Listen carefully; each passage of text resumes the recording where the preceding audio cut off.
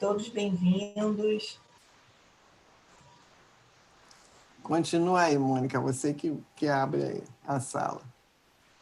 O nosso bem-vindos ao webinar Bioeconomia e Sociobiodiversidade, o primeiro de uma série de webinars promovidos na parceria Green Rio e Rainforest Business School.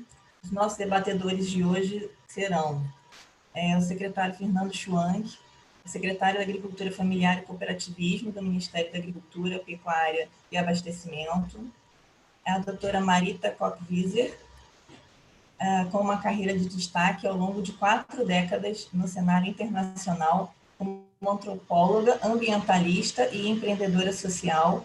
Hoje ela dirige o Earth 3000 na Alemanha, que trata de temas de governança e proteção ambiental desde 2009. A doutora Koch-Wieser também lidera o programa Amazônia em Transformação, História e Perspectivas, no Instituto de Estudos Avançados da Universidade de São Paulo, Brasil. Nessa função, ela liderou o trabalho no estabelecimento da primeira Rainforest Business School no mundo, que hoje está sendo realizada em colaboração com a USP e a Universidade do Estado do Amazonas.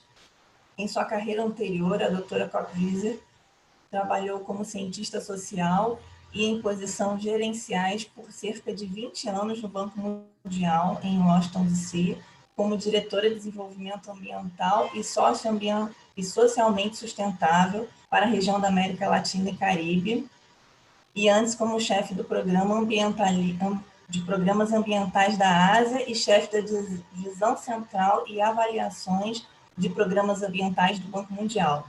Ao deixar o Banco Mundial, em 1998, ela assumiu o cargo de diretora-geral da UICN em Gleides, na Suíça.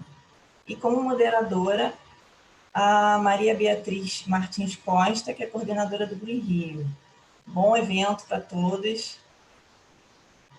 Obrigada, Mônica. Obrigada, Fernando Schwank, secretário Fernando Schwank. Obrigada, doutora Marita.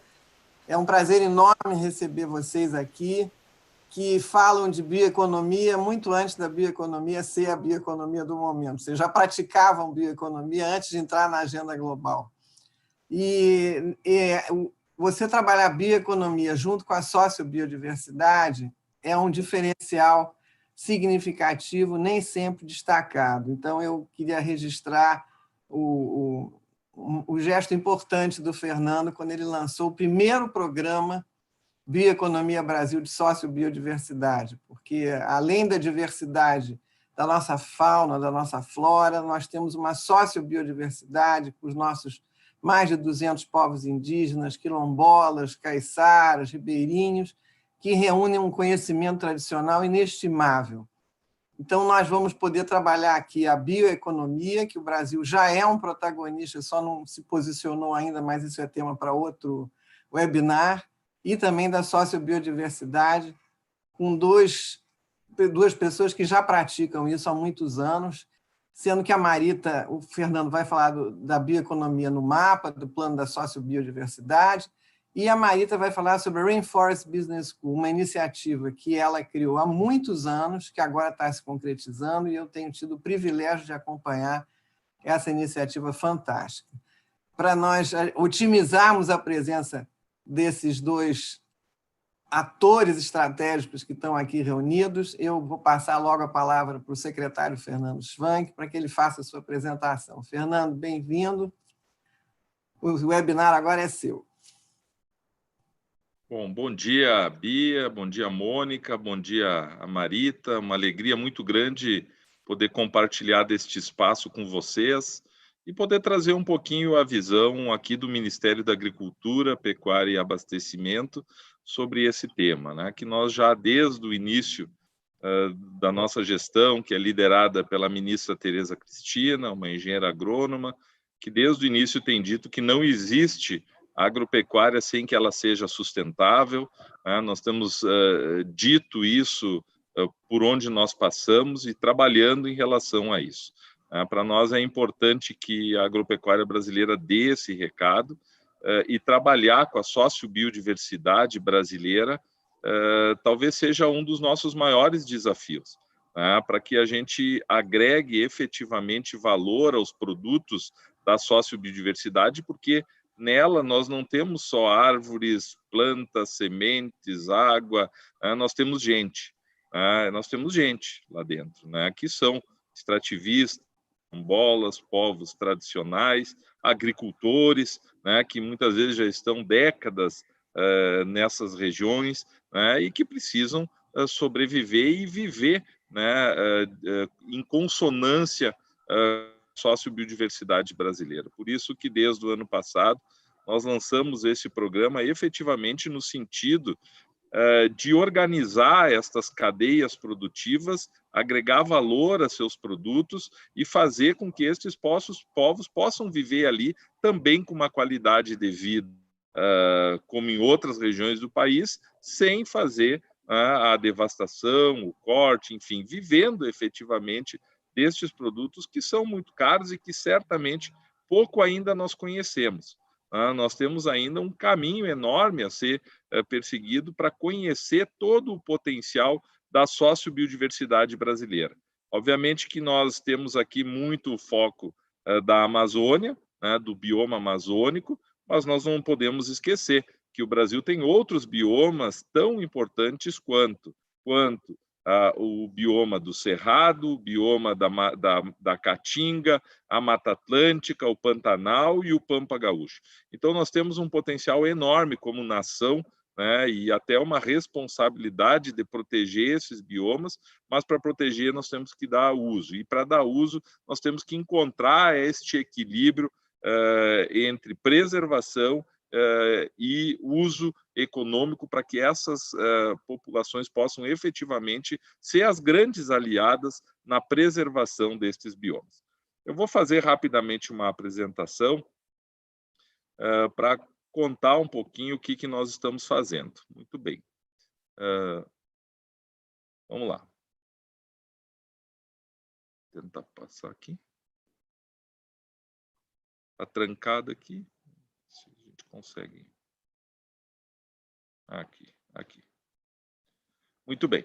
Bom, eu quero falar um pouquinho no âmbito dos pequenos agricultores, os agricultores familiares, e só para dizer, né, a agricultura brasileira ela não é formada por só latifundiários.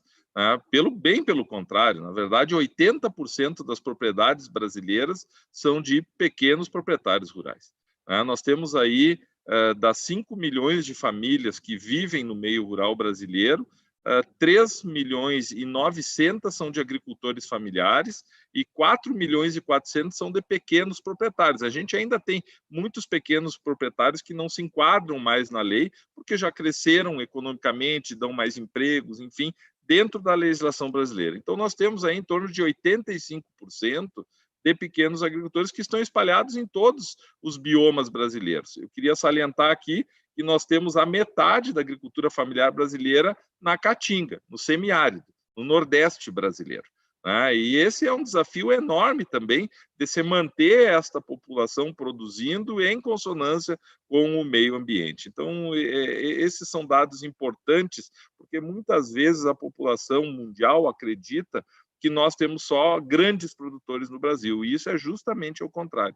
E muitos destes que são grandes, um dia já foram pequenos, ali vindo do sul do Brasil, das famílias alemãs e italianas, que já não tinha mais espaço nas pequenas propriedades e começaram a subir, né, onde o Brasil oferecia áreas maiores. Né? Então, esse é um pouco da questão fundiária do Brasil.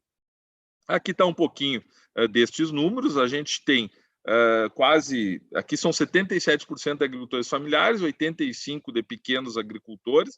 A grande massa de empregos e de pessoal ocupado está na pequena propriedade brasileira, e apesar disso nós ocupamos só 23% da área agriculturável do Brasil, mas mesmo assim se produz 23% do PIB agropecuário.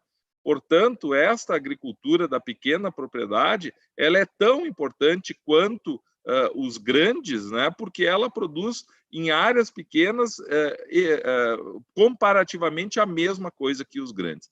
Então, só que ela tem um grande diferencial, que é o diferencial social.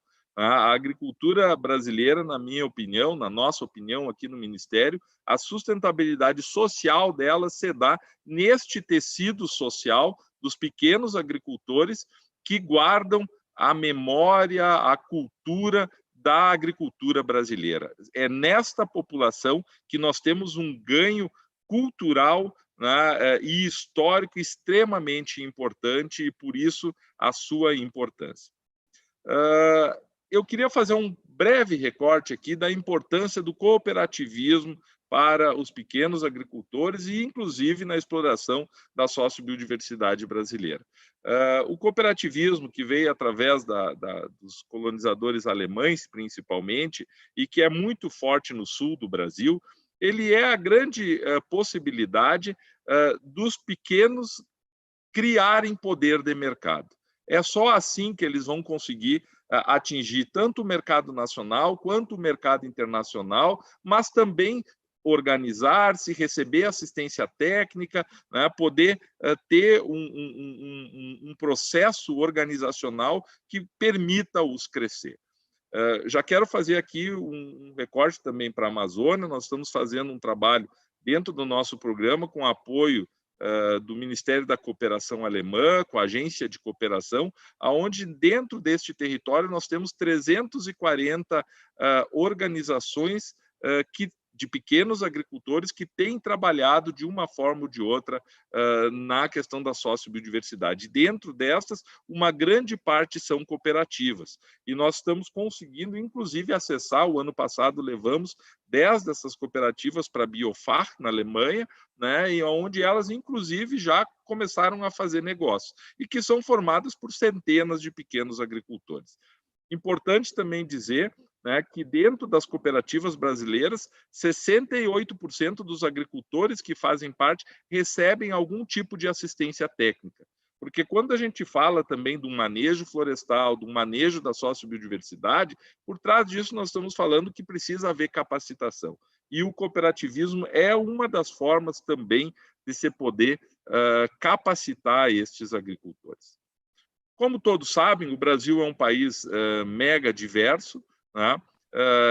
Ele tem vários idiomas, acabei já de comentar isso, né? Distribuídos aí por todo o nosso país. Muitas vezes, quando se fala de Brasil, a gente olha só para a Amazônia, mas nós temos outros biomas extremamente importantes, né? E esta economia dos recursos naturais, né, ela precisa ser desenvolvida através dessa relação estreita com o desenvolvimento que já existe no país. Nós tivemos o ciclo do pau-brasil, da cana-de-açúcar, da borracha, da carne, da araucária, e que nós precisamos, na verdade, agora ter os ciclos econômicos de produtos da sociobiodiversidade, mas que efetivamente tragam riqueza sem trazer destruição. Bom, nós temos aí, né, um potencial enorme nos arranjos da bioeconomia, na área da alimentação, dos fitocosméticos, na higiene, nas próprias energias renováveis, nos bioinsumos. Cabe aqui também um pequeno, né, destaque, que há 30 dias o Ministério da Agricultura lançou um programa de bioinsumos, né, e ele nasceu dentro da cultura da produção orgânica, né. Junto com isso, eu já digo a vocês que podem acessar um aplicativo que se chama Bioinsumos. Ele está disponível em qualquer loja da Apple ou do Google Play, né? E este aplicativo Bioinsumos, ele traz ali, para surpresa de muitos, 4.800 produtos já registrados no Ministério da Agricultura com base biológica. Então, foi uma surpresa muito grande para muitos, e nós lançamos um programa específico neste tema, porque ele realmente é muito importante. A agricultura brasileira, a agropecuária, vai caminhar muito com a utilização destes produtos de base biológica. A área das plantas medicinais, que nós estamos também fazendo trabalho, e biocombustíveis, onde o Brasil é um grande exemplo no mundo. O nosso RenovaBio, o programa de álcool, o programa do biocombustível brasileiro, onde nós temos um selo biocombustível social, onde as empresas compram da agricultura familiar um percentual mínimo, e para isso elas recebem um selo, e este selo permite que eles que eles participem dos leilões, né? Sem a compra da agricultura familiar, eles não teriam acesso aos leilões públicos. E isto dá a este programa uma conotação social, né, íntima também de ligação com a agricultura familiar, e não deixa de ser um grande programa de bioeconomia. O nosso programa lançado ano passado, né, ele tem como objetivo o uso sustentável dos recursos naturais, a estruturação produtiva, da agregação de valor e do acesso a mercados, né, para gerar renda e melhorar a qualidade de vida desses agricultores, né? E como estratégias, o nosso objetivo é apoiar tecnicamente e financeiro estes projetos de estruturação produtiva, uma parceria forte com a sociedade civil e o setor empresarial, e é preciso, né? O governo não vai ter recursos para fazer os investimentos necessários, então nós precisamos trazer a iniciativa privada, como, por exemplo, um grande projeto no Pará, com a Symrise, uma empresa de cosméticos alemã, junto com a Natura, uma empresa de cosméticos brasileira, que estão organizando toda uma cadeia produtiva do cumaru, né, num projeto, dentro do projeto que é apoiado pelo governo brasileiro, que é o Mercados Verdes Consumo Sustentável, né? Esta articulação com organismos internacionais, instituições de pesquisa, agentes financeiros, e por isso esta relação, né, com a Marita, com a Rainforest Business School, com o governo alemão, enfim, né, para nós é tão importante para que a gente possa trazer aliados, né, dentro deste programa de desenvolvimento, né? E nós queremos, obviamente, desenvolver todos os biomas brasileiros. Nós temos aí 5 eixos temáticos dentro deste programa, né? O pró-extrativismo, que trabalha justamente nessas cadeias que estão já instaladas, o óleo de copaíba, a castanha, o açaí, o cumaru, quer dizer, muitos destas cadeias que já estão trabalhando e que nós queremos profissionalizá-las, levar tecnologias de manejo, né? Então a gente está trabalhando forte com esse tema. O tema dos azeites, chás especiais, aromáticas, plantas condimentares, medicinais. O Brasil, por incrível que pareça, é um grande importador de óleos essenciais.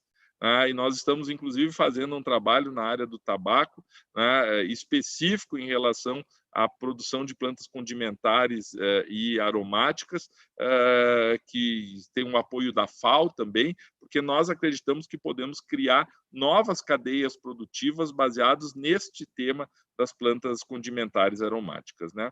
O Fortalece Sócio Bio, que diz respeito mais à estruturação produtiva e de equipamentos, as energias renováveis para a agricultura familiar, e isso cresce muito no país, né? E os potenciais da agrodiversidade brasileira, no sentido de ampliar acesso a mercados, incluir as pessoas, né? O uso econômico sustentável e integração e parcerias. Bom, o que nós temos em andamento? Na verdade, hoje, nós temos uma chamada pública de apoio a projetos de extrativismo para a Amazônia, que vai ser lançada este mês agora, que justamente tem o objetivo da estruturação. A ideia é fazer o apoio a governos estaduais e à Embrapa, porque a Embrapa hoje tem vários centros que têm trabalhado com esse tema, e nós queremos que ela faça a difusão tecnológica para determinadas cadeias que têm potencial de agregação de valor e esteja muito mais próxima dos agricultores, né, dos extrativistas, enfim, daqueles que produzem, na região amazônica especificamente.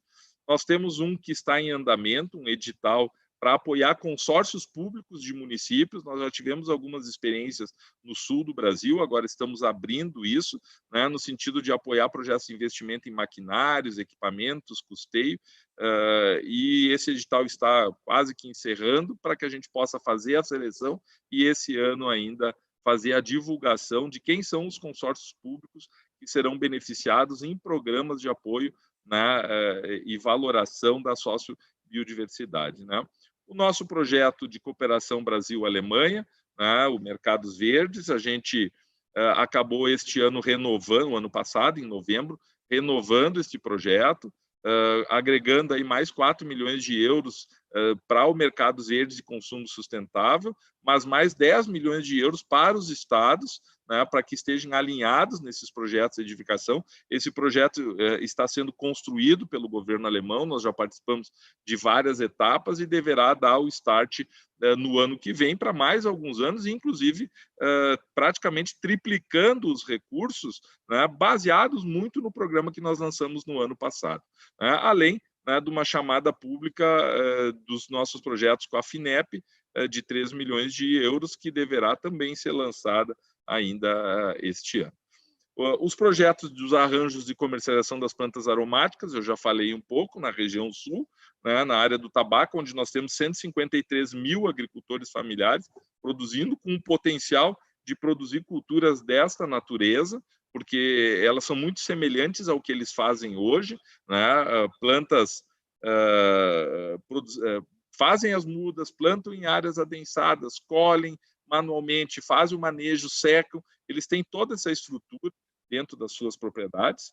Tá? Nós temos um projeto em conjunto com a Fiocruz, né, que chama Cadeia de Valores de Plantas Medicinais, onde está, na verdade, se mapeando 26 espécies, né, de plantas medicinais de valor, né, e justamente para a gente poder dar um segundo passo, e a intenção é que a gente possa fazer uma aproximação do próprio Sistema Único de Saúde brasileiro também, né, e produzir para o Sistema Único de Saúde, né, e os sistemas agrícolas tradicionais. O ano passado, nós tivemos como reconhecido o primeiro sistema agrícola tradicional brasileiro, tá, e o quinto da América Latina, que são as apanhadoras de sempre-vivas da Serra do Espinhaço, que é uma flor seca, né, e que tem uma tradição muito grande de senhoras quilombolas que há décadas, séculos, fazem esta colheita, né, passam um tempo nessa serra e depois vendem essas flores. Esse é um trabalho quase que feminino, né, estritamente de mulheres, né, e esta semana passada nós também lançamos aqui no Palácio do Planalto o programa Mulheres Rurais, Mulheres de Direitos, em parceria com a Organização das Nações Unidas da Agricultura, e que visa justamente reconhecer, valorizar, proteger o trabalho das mulheres rurais no campo. Tá? Aqui são alguns outros trabalhos, eu não vou entrar, mas são vários termos de descentralização com universidades, com CNPq, que nós temos trabalhado. Tá? E, para encerrar minha parte inicial, as nossas perspectivas, né, elas são a ampliação, né, do valor estabelecido no apoio financeiro desta chamada pública da Amazônia. Nós queremos ampliar esse valor, tá? As ações de potencialização do acesso ao Pronaf Bioeconomia. É importante fazer aqui um recorte. Este ano, pela primeira vez na história, no Plano Safra, do Plano Safra da Agricultura, nós lançamos um Programa Nacional da Agricultura Familiar da Bioeconomia, uma linha de crédito específica para agricultores familiares, que antes chamava pró-extrativismo, e ela era possível só para custeio. Então, você pegava num ano, tinha que devolver no outro para poder fazer o custeio da sua atividade. Esse ano, nós inserimos a possibilidade de investimentos em máquinas, equipamentos, né, com os juros de 2,75 ao ano, é o menor juros do Plano Safra, com 3 anos de carência e até 7 para pagar, 10 anos. Né? E isso especificamente para os biomas brasileiros. Ela teve uma repercussão muito grande, essa linha de crédito, e foi importante porque ela dá, vamos dizer, dentro da política de crédito, um sustento para esses agricultores. Né? O estabelecimento dos arranjos produtivos, né, inserindo esses agricultores familiares nas cadeias medicinais, a articulação com o Serviço Único de Saúde, né, e articulações do programa Mais Luz na Amazônia, que são as energias renováveis. Então, para iniciar, Bia, seria essas minhas considerações, e depois a gente, se tiver a possibilidade, aprofundamos um pouquinho mais. Muito obrigado pela oportunidade mais uma vez. Muito obrigada, Fernando. Eu acho que você fez um panorama fantástico do quanto o Brasil tem a oferecer no cenário da bioeconomia, na questão da inserção social, que você destacou. Fiquei muito feliz de você, no programa Bioinsumos, ter mencionado o papel importante que os orgânicos tiveram na concepção desse programa.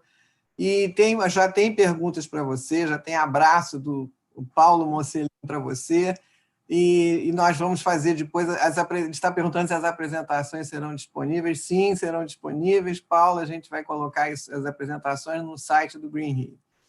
E depois que a Marita fizer a apresentação dela, nós vamos passar as perguntas que nós estamos recebendo para vocês.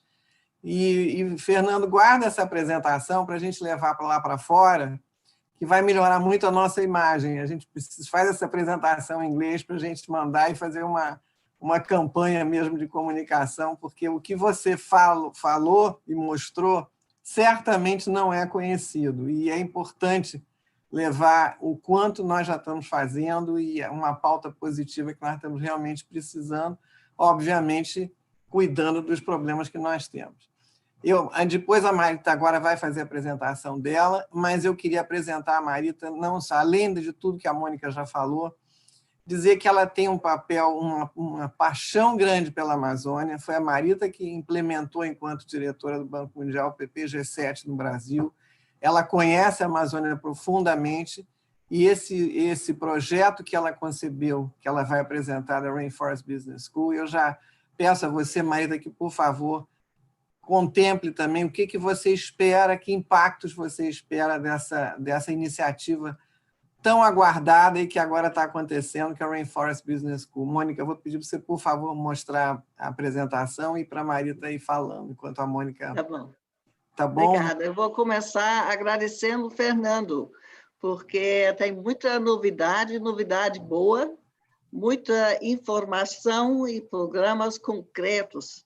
Então, os meus poucos slides, espero que a Mônica possa encontrar a apresentação, são somente uma consideração complementar, porque a indagação sempre é, aqui temos agora uma abertura, um reconhecimento cada vez maior para a importância e a chance da bioeconomia, especialmente na Amazônia, e a questão é quais são os elementos, eu chamo isso na minha apresentação um mosaico de elementos, porque são vários pedaços que precisam ser reunidos, não é uma coisa ou outra coisa, mas é um conjunto, uma orquestra de medidas para fazer essa bioeconomia crescer. A Rainforest Business School é uma peça-chave, mas eu gostaria de fazer a apresentação, se a Mônica, no momento, pode... Mônica, pode subir, por favor. Mostrá-la. Ainda não vejo. Vai entrar, é porque demora um pouquinho. Demora um pouquinho, né? Chegando, São está chegando. São poucos slides. Então, vamos lá. Está aparecendo falta entrar a apresentação em si. Aí. Isso. Perfeito. Isso. Então, quando nós falamos de bioeconomia, nós falamos de uma bioeconomia específica que prioriza deixar a floresta em pé ou replantá-la e fazer lucro, ganho bioeconômico nesta base, sem necessariamente derrubar a área, mas, muito pelo contrário, aproveitar a biodiversidade única, formidável da região amazônica e das águas. Próxima. Então, vamos começar, como o Fernando também fez, pelo social, pelo lado social, porque a visão da bioeconomia precisa ser a partir da localidade onde o produto nasce, onde o produtor e as famílias produtoras vivem. Então, tem certos processos que sempre serão necessários. Um é o leque de produtos a nível local, evitar a dependência extrema em um só produto, porque se chega uma praga, o mercado muda, isso sempre é um desestabilizador, digamos. Decisões financeiras, investimentos, é muito importante ter o que no Banco Mundial chamávamos Community Driven Development, que é realmente a decisão local e os processos de decisão sejam bem organizados e justos. Inclusão de conhecimentos tradicionais e capacitação, tudo que Fernando já mencionou.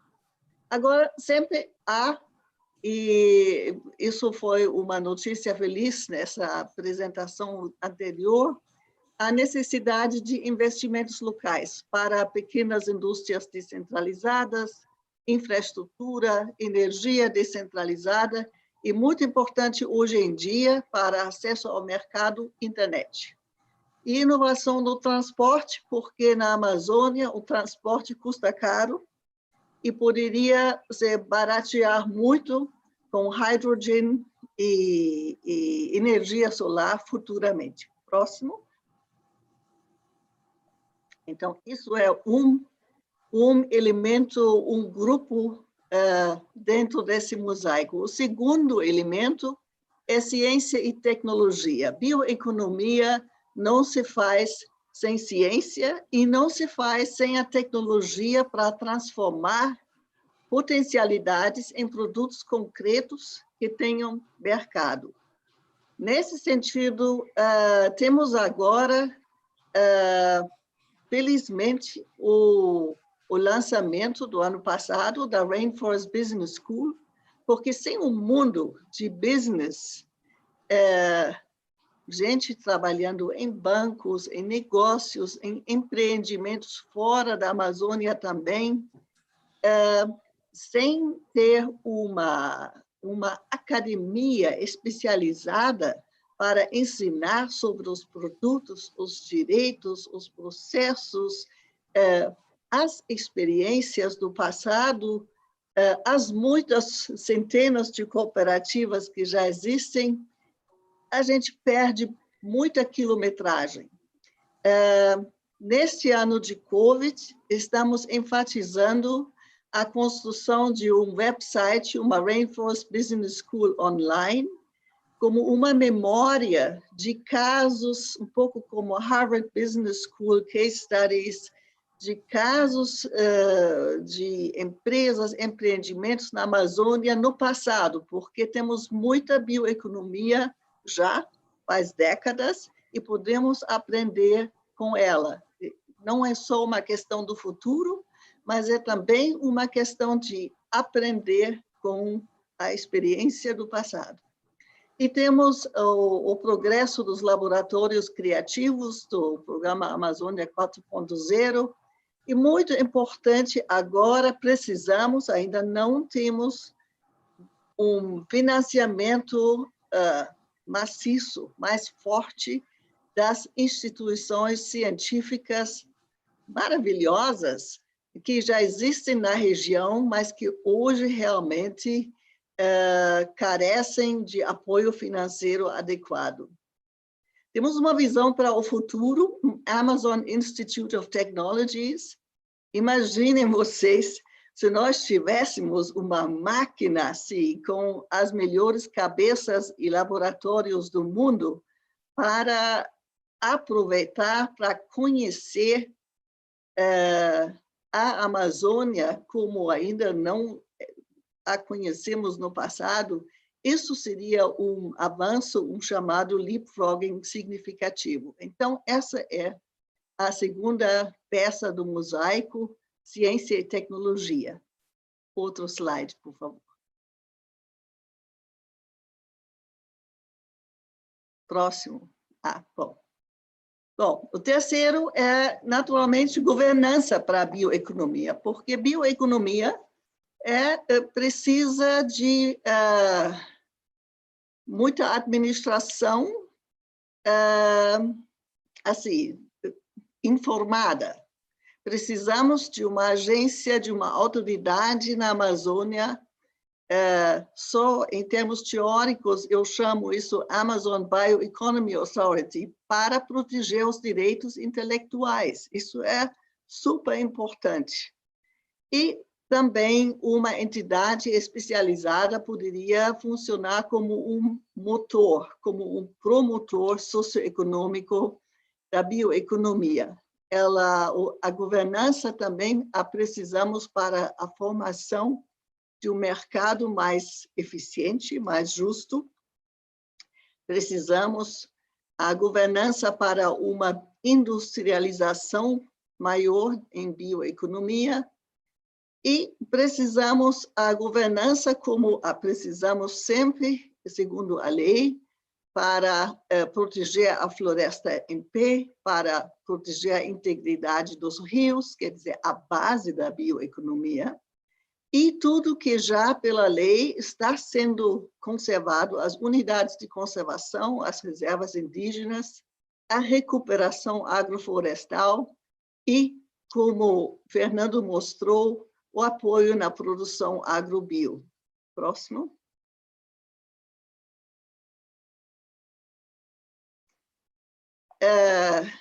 A conta para essas 3 áreas resulta na demanda para investimentos pesados. Eu acho que todo mundo sente que programas, projetos, eu os conheço faz décadas, pequenos, um projeto aqui, uma linha lá, isso não muda, não faz a bioeconomia crescer de uma forma competitiva.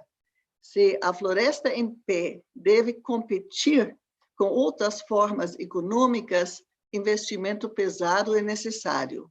Então, pode-se pensar sobre 2 coisas. Primeiro, Amazon Bioeconomy Investment Fund, ou funds, e também esse MIT, esse Instituto de Tecnologia e Pesquisa para a Amazônia.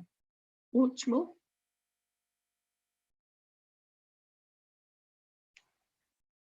Então, se o mundo fosse simples, nós só precisávamos de 4 coisas nesse mosaico. Uma sociobioeconomia rural, com infraestrutura básica, mas funcionando. Uma governança especializada, ciência e tecnologia especializada e a criação de um investment fund, ou vários deles, de porte maior. Isso é uma questão de bilhões de euros e não só de milhões, se realmente queremos fazer essa bioeconomia crescer de uma forma inédita, nova. Então, com essa ambição, muito obrigada. Muito obrigada a você, porque esse projeto é uma ambição legítima, que nós estamos precisando casar informação, sobretudo informação. Vi várias mensagens aqui pedindo mais informação, mais divulgação, e temos muita expectativa com essa memória que você está resgatando, valorizando o conhecimento tradicional, tudo que já foi feito. Então, eu acho que o que você está propondo, com o que o Fernando apresentou, é um casamento produtivo, mas que tem que ser muito divulgado. Eu vou passar a tentar resumir as várias perguntas que estão chegando aqui, começando pelo Fernando. Deixa eu passar para você, Fernando, porque tem muita coisa. Primeiro, eles perguntem o que o Gustavo Pinheiro está perguntando, por que você não citou o programa PAA e a Política Geral de Preços Mínimos, se elas vão continuar essas políticas, que realmente são super importantes. O Ingo está perguntando sobre como é que você vai trabalhar te dá parabéns, e está perguntando como é que você quer trabalhar o binômio extrativismo e cooperativa com a questão do valor agregado. A saída vai ser pela inovação, aí entra o que a Marita falou também, a pergunta está extensiva a ela também, através como é que você transforma em cooperativismo, extrativismo em valor agregado. E o que mais que eu tenho aqui? O Paulo Mocelin continua insistindo na importância da comunicação interna, como é que os produtos da Amazon, como é que vai ser a questão da logística da Amazônia, que é um desafio, um gargalo enorme, que a Marita também chegou a contemplar. E a comissão, a OAB da Amazônia, está parabenizando a iniciativa, se colocando à disposição, Fernando, se você quiser fazer alguma iniciativa com a OAB da Amazônia para fazer debates e propostas de parceria estratégica. E também o apoio à ATER, que isso aí eu acho que o Raimundo colocou também.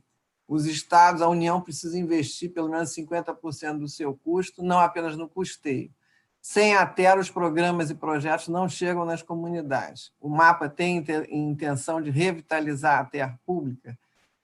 Eu desculpe despejar isso tudo, mas eu ainda estou concentrando para as perguntas para ver o que você faz aí dessa monte de informação. Mas isso é bom porque é sinal que estão gostando e estão acompanhando. Então, vocês dois têm muita coisa para falar.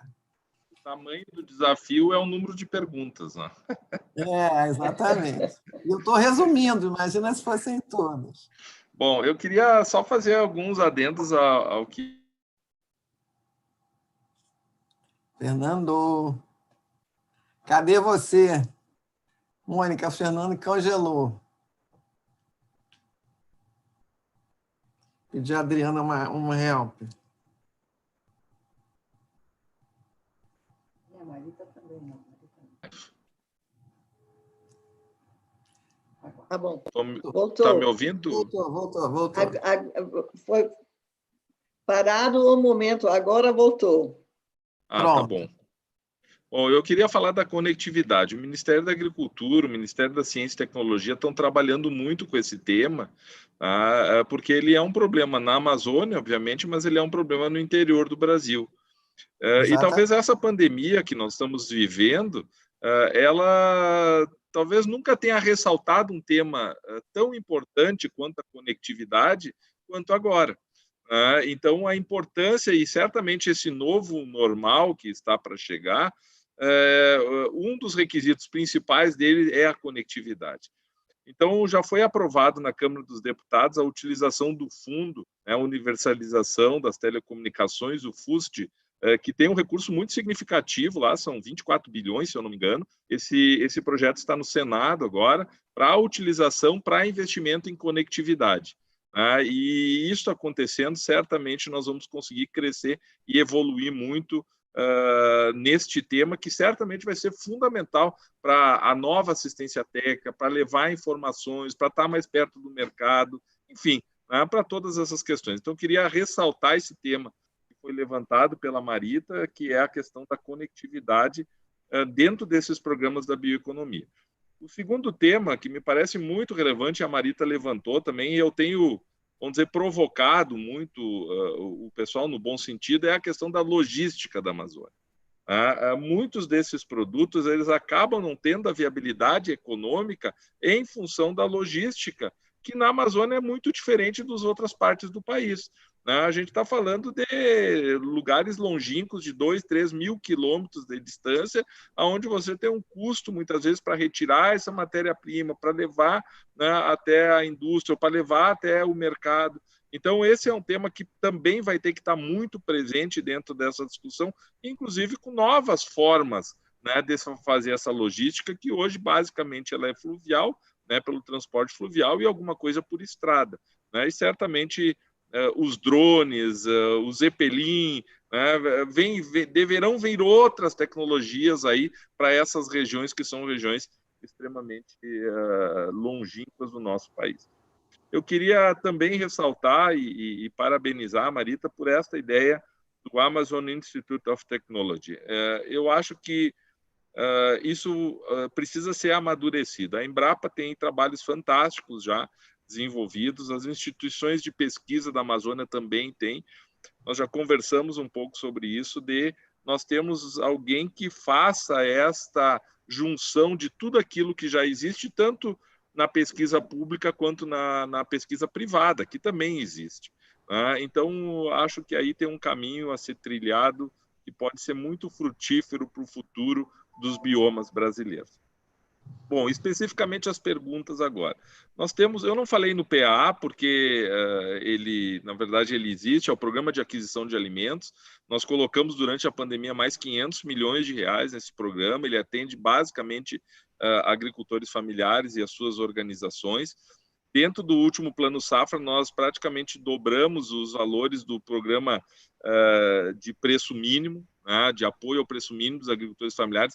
Então, isso quer dizer o seguinte, quando o agricultor vai ver isso, ajuda muito a sociobiodiversidade brasileira, castanha, açaí. O agricultor vai vender o seu produto e aquele produto está abaixo do preço mínimo, o governo ele entra com subsídio no pagamento do custeio e no pagamento do investimento.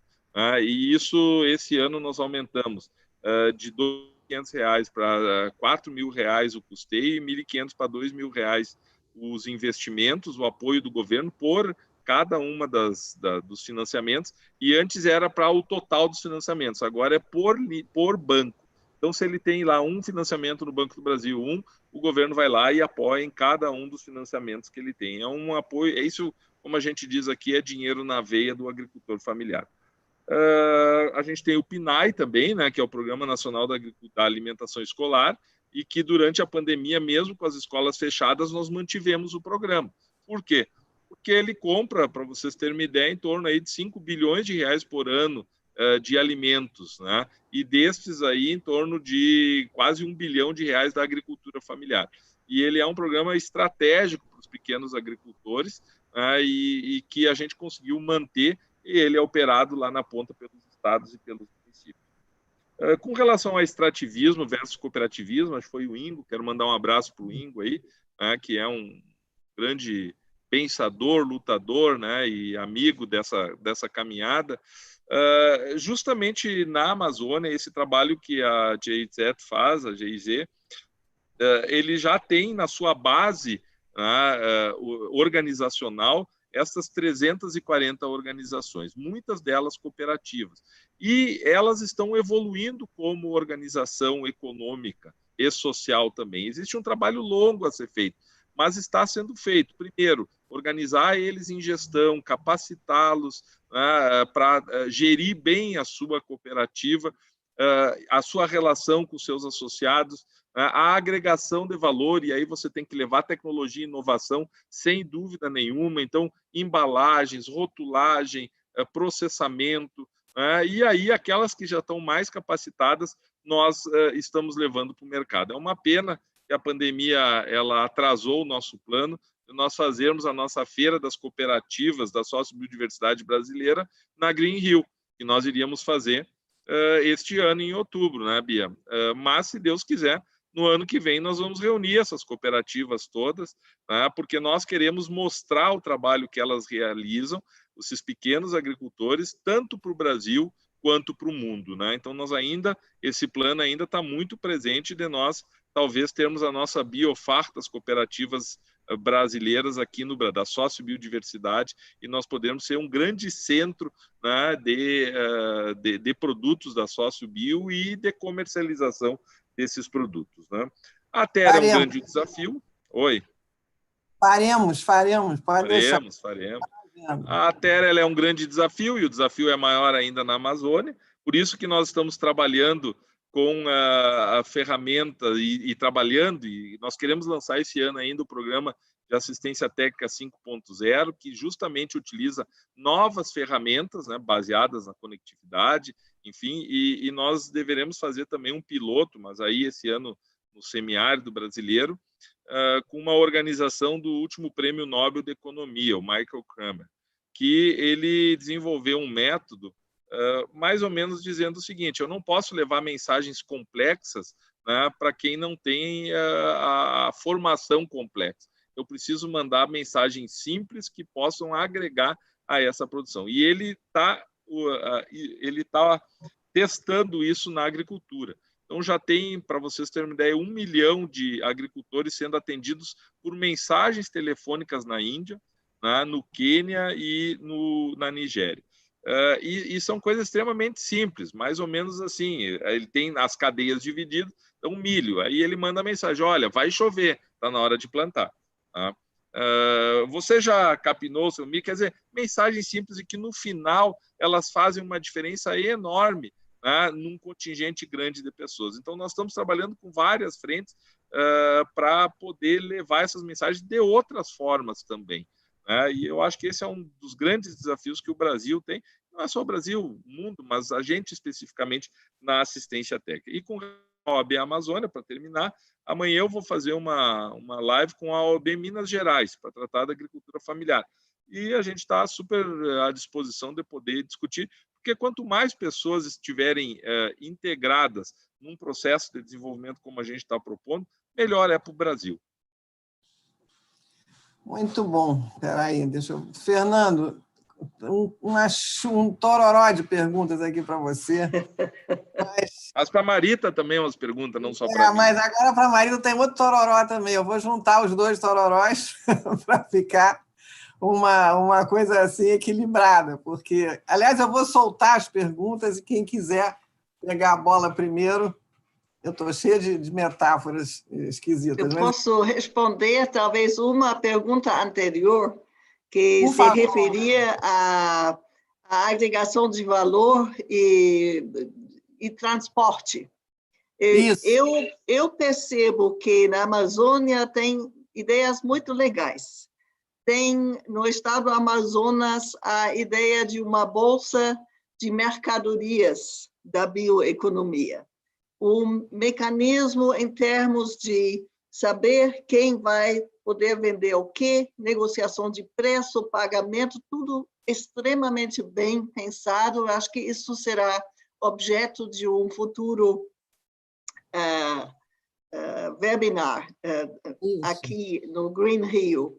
Mas também tem associado com isso ideias muito legais, como, além do armazenamento e processamento local, a capacidade de manter em boas condições a produção até o transporte chegar, de pensar, por exemplo, em algum protótipo de armazéns, de navios armazém, movidos a solar ou a green hydrogen. Porque se nós tivéssemos esse transporte frio, organizado, em vez de lanchas pequenas, onde a produção fica exposta ao sol, isso seria uma grande coisa, é muito factível. Se agora, na situação do Covid, constata-se que a distância do Vale do Javari até a UTI de Manaus é de 1.200 e mais quilômetros, sabemos se isso se refere a pessoas, isso refere-se também à produção daquela região.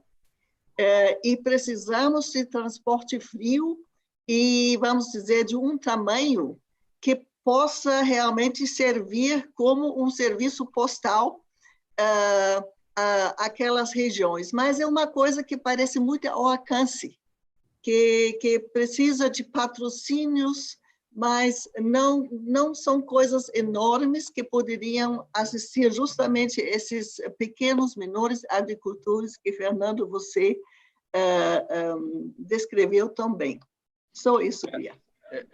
Complementando, né, o que a Marita está comentando, já trouxeram para mim uma das experiências de um navio com colher açaí, sabe, Marita? Então, já existe uma das experiências, ele já foi nesse caminho, justamente porque a armazenagem é um problema. Então, um navio com uma câmara fria, eu não sei aqui ele é provavelmente ainda óleo diesel, mas ele vai passando com mais tempo, porque a gente sabe que existe uma grande perda dessas frutas, até porque elas vão fermentando, enfim, você vai perdendo qualidade. Então, acho que essas questões elas vão ter que evoluir realmente.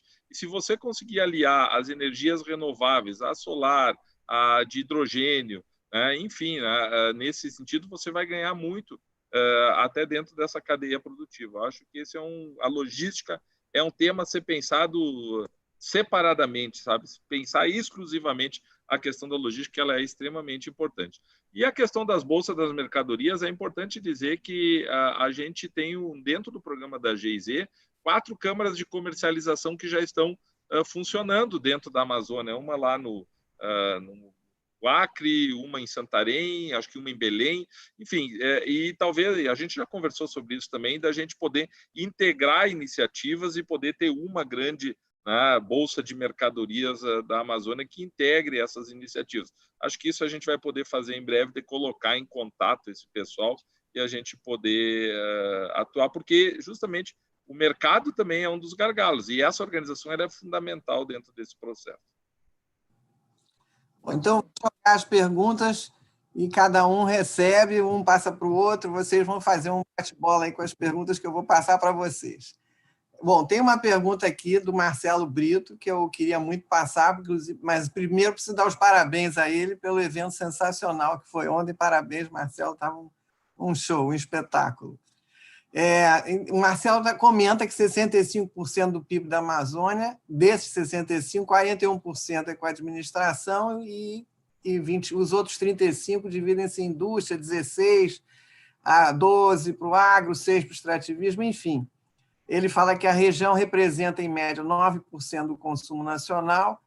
E como vencer o desafio logístico, mais uma vez, e do consumidor nacional e internacional. Isso é uma percepção que a gente precisa trabalhar na comunicação. Aí é uma observação minha, porque o consumidor nacional e o internacional já está com uma percepção equivocada, quer dizer, com ênfase na queimada, com ênfase em problemas sérios que nós temos, eu não estou negando, precisam ser resolvidos ontem, mas não chega até eles uma pauta positiva, não chega coisas boas como a gente está vendo aqui. O César, muito obrigada, César está aqui destacando a importância do selo social, agricultura de baixo carbono.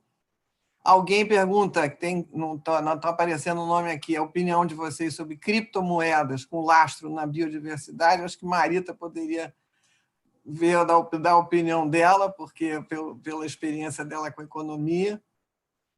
Também é importante citar Fiocruz, que está fazendo um trabalho muito bacana. Eu acho que isso aí nós já sabemos, mas é sempre bom reforçar.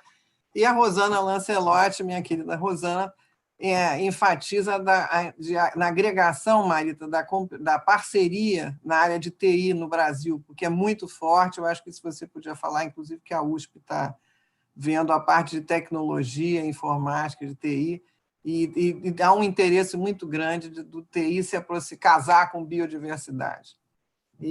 Enfim, chega, vou diminuir um pouquinho, porque senão vocês vão ficar com muitas bolas para ficar equilibrando. Quem vai pegar a primeira bola? Fernando ou Marita?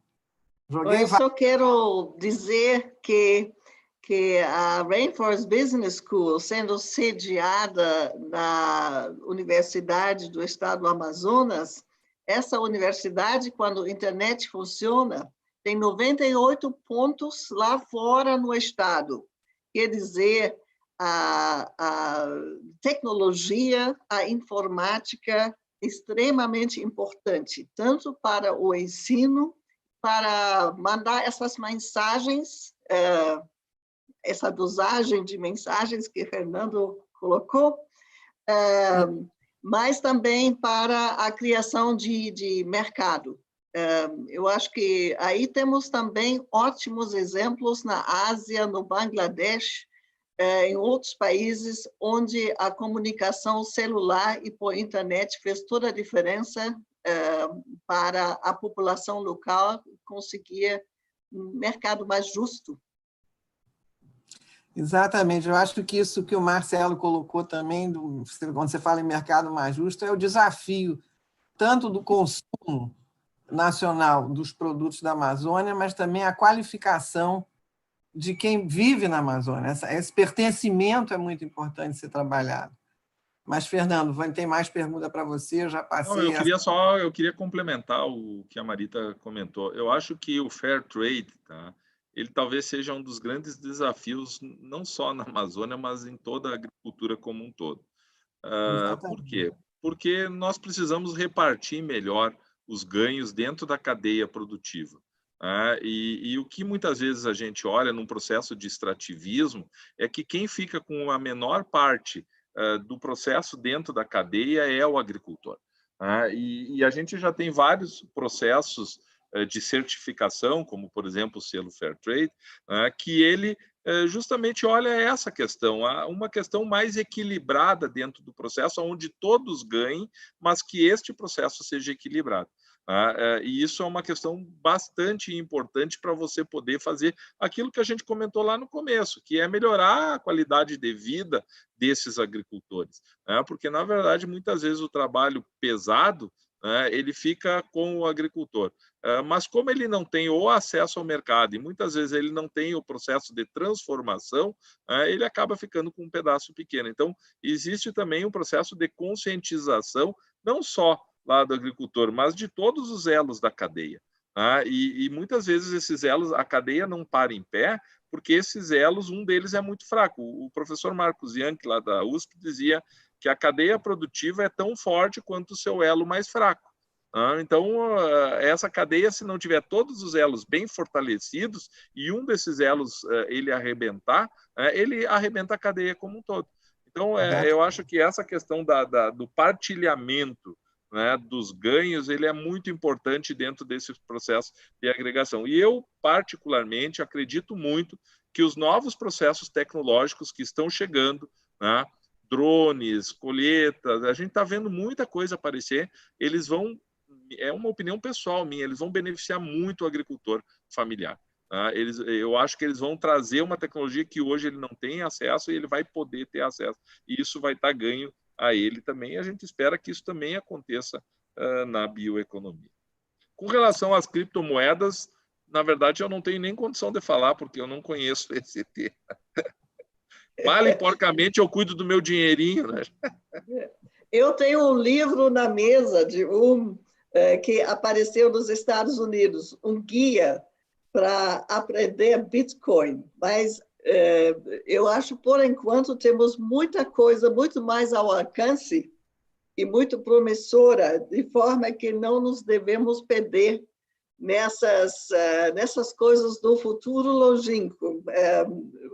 Hoje, temos tarefas na mesa que, como especialmente a fala do Fernando mostrou, que podemos resolver. Então, vamos enfatizar esse lado, não é? Tá bom. A Lida, minha querida Lida, está perguntando como é que está a parceria com a OTCA, considerando que nós temos 9 países que constituem a nossa Amazônia estendida. Sim, vamos dizer assim, tem no nosso programa mais amplo, seja a Rainforest Business School, que deve ter matérias que interessam também, além da fronteira brasileira, no Peru, no Equador, etc., até essa ideia do Amazon Institute of Technology, que, claro, que deveria incluir os outros países e as suas máquinas de pesquisa, de ciência, e também, vamos dizer, os seus interesses em bioeconomia. Igualmente, poderia-se, teoricamente, pensar em um fundo, um projeto regional grande, tipo BID, o Banco Mundial, o que seja, internacional, que estaria à disposição dos países todos da OTCA.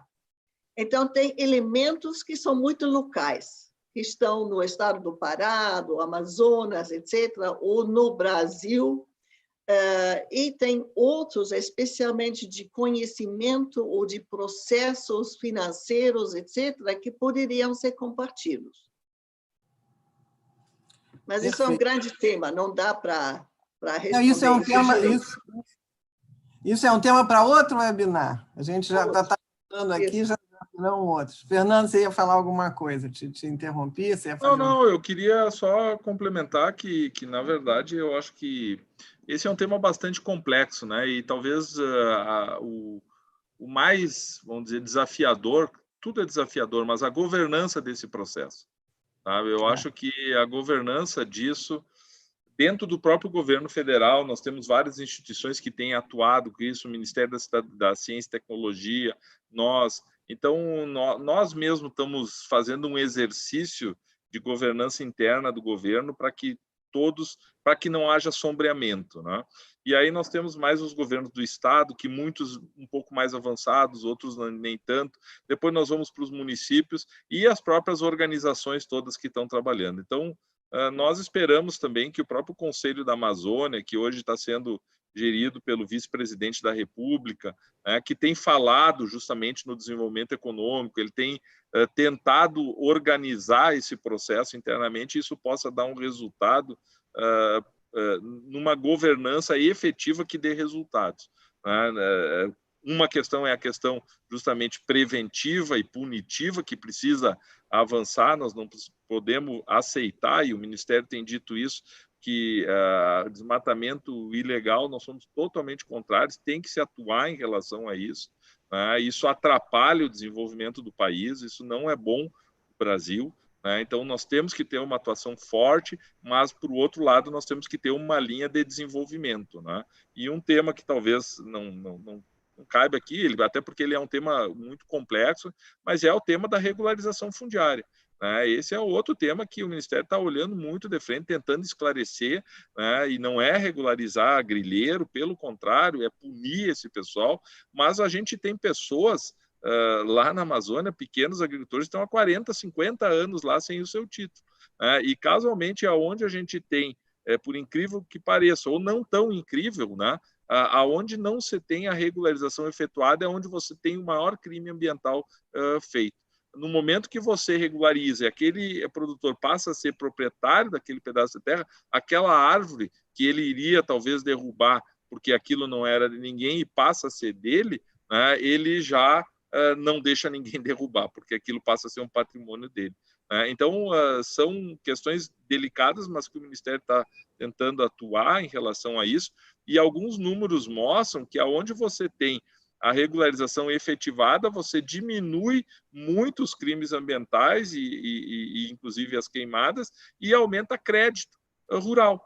Então, é uma coisa que às vezes a gente acha, não, eu vou regularizar e eu vou aumentar. Não, tem acontecido ao contrário. Números mostram isso. Então, a gente mostra que a gente tem uma série de desafios a serem implementados. O importante é que a gente tenha uma consciência, vamos dizer assim, daquilo que se quer. E eu acho que essa governança de ações positivas, como é a Rain Business Forest School, e as bolsas de mercadorias, a gente precisa botar isso tudo dentro de um mesmo, vamos dizer, plano, e poder atuar conjuntamente para a gente poder proteger e desenvolver. Eu acho que esse é o grande caminho. Bom, eu estou com o coração apertado de ter que terminar esse webinar. Eu prometo que vai continuar. Desde já convido vocês para... Isso é uma série de webinars que nós estamos fazendo em parceria com a Rainforest Business School. Esse foi o primeiro. Depois eu vou pedir a Mônica para colocar um slide mostrando os outros. Mas Fernando, eu me comprometi que ia ser 1 hora, já explodiu o tempo, já está em 1 hora e 10 minutos, e Marita também explodiu o tempo dela, mas eu acho que foi por uma boa causa. Nós vamos passar as outras perguntas que eu não consegui fazer aqui ao vivo para vocês, e a gente vai fazer uma matéria sobre cada webinar desse dentro do site do Green Rio, e agradeço imensamente. Dia 11, terça-feira que vem, nós temos um outro, já convido, sobre exatamente a Amazônia que você não conhece, o Amazonas que você não conhece, que é com a secretária de Desenvolvimento e o reitor da Amazônia, Tatiana Chori, o reitor Cleinaldo Costa e a Marita. E vocês estão todos convidados. Fernando e Marita, muitíssimo obrigada pelo seu tempo, pela contribuição, foi riquíssimo. É uma honra receber vocês. Agradeço a todos que nos assistiram, tanto pelo Zoom quanto pelo YouTube, vai estar disponível no YouTube. E vamos continuar junto essa campanha de comunicação, porque eu acho que é fundamental a gente mandar essa mensagem para reduzir essa percepção que está sendo consolidada lá fora, quando a gente tem tanta coisa boa, tanta coisa formidável para mostrar. E vocês são a prova disso com tudo que apresentaram aqui. Um abraço afetuoso para todos. E vamos juntos. Estamos juntos. Obrigado. Tchau. Obrigada, Mônica. Obrigado, um abraço. Obrigado. Aqui, ó, Separem aí a data, olha o que está vindo por aí. A Mônica já publicou. Dia 11, a Bioeconomia Amazonas que você não conhece, e no dia 18, com a doutora Eva Miller e Carlos Nobre, Bioeconomy Standing Force. Beijo para todos. Só craque. Muito obrigada. Obrigada. Tchau. Obrigada, Mônica.